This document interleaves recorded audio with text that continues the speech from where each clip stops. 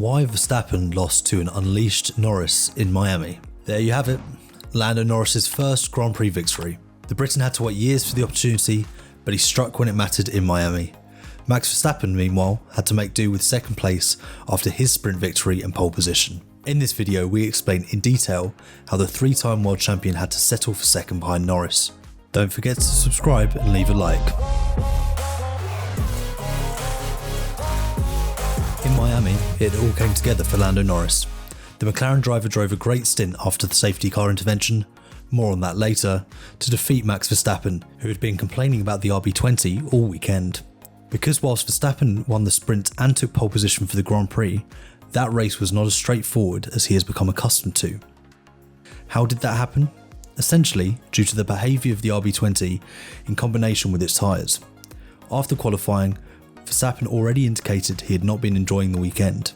I don't know what it is, every single year that we come here, I find it extremely difficult to be very consistent with the car feeling, the tyre feeling over one lap, Verstappen said it after qualifying. It's just super hard to make sure Sector 1 feels good and Sector 3 at the end of the lap. To make that happen together, it's incredibly tough. It was really about finding that balance.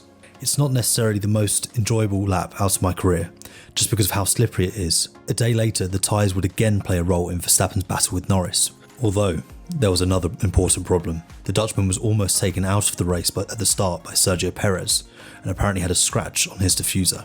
Then, on lap 21, he shot straight through the turn 14-15 chicane, with Verstappen hitting the bollard and damaging his floor. That didn't help, especially as today's cars are very dependent on its floor, as it is the part that generates the most downforce, and Verstappen lost 2/10 in the first corner every lap after that rare mistake. And that would ultimately be a crucial factor in the battle with Norris. In the opening phase, he was not yet a threat to Verstappen, mainly because he was in 6th and could not pass the struggling Perez ahead. But once Perez made his stop, Norris found pace. In fact, he was the fastest man on track in his much improved McLaren, quickly closing the gap to the frontrunners and briefly taking the lead when the other top drivers had pitted.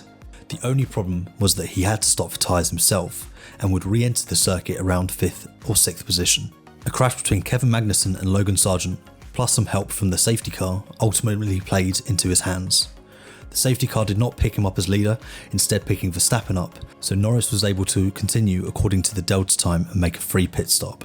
Behind Norris and on older tyres, the 26-year-old Dutchman was ultimately no longer a threat. The McLaren was consistently 3/10 faster and slowly but surely increased the gap compared to Verstappen, with the Red Bull driver also affected by his floor damage. That left a jubilant Norris to claim his first Grand Prix victory, crossing the line over 7 seconds clear. But would Norris have won without the safety car? Arguably not, as he would have had to have made his way past those ahead, something he couldn't do in the early phases of the race. However, the fact of the matter is, Norris deserved victory. After the situation played into his hands, he was the fastest driver at the Miami International Autodrome when it mattered. And it cannot always be a case of ifs, as Verstappen himself put it.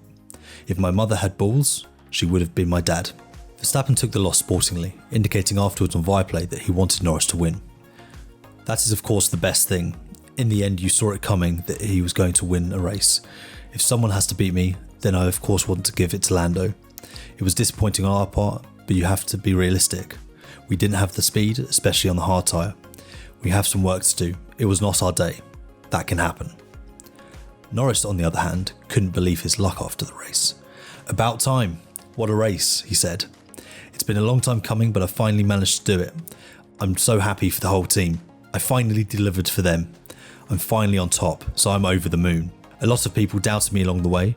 I've made small mistakes over my last 5 years, my short career, but today we put it all together. So this is for the team. I stuck with McLaren because I could believe in them, and I did believe in them, and today proved exactly that. Now the question is whether McLaren and Norris can continue this trend. It seems that the major upgrade is working, although it is rumoured that Red Bull will also bring a new package to the next race. At Imola, throw Ferrari's planned updates into the mix and there could potentially be a great three-way battle on our hands. Do you think McLaren and Ferrari can challenge Red Bull and Verstappen? Let us know in the comments. Thanks for watching this video.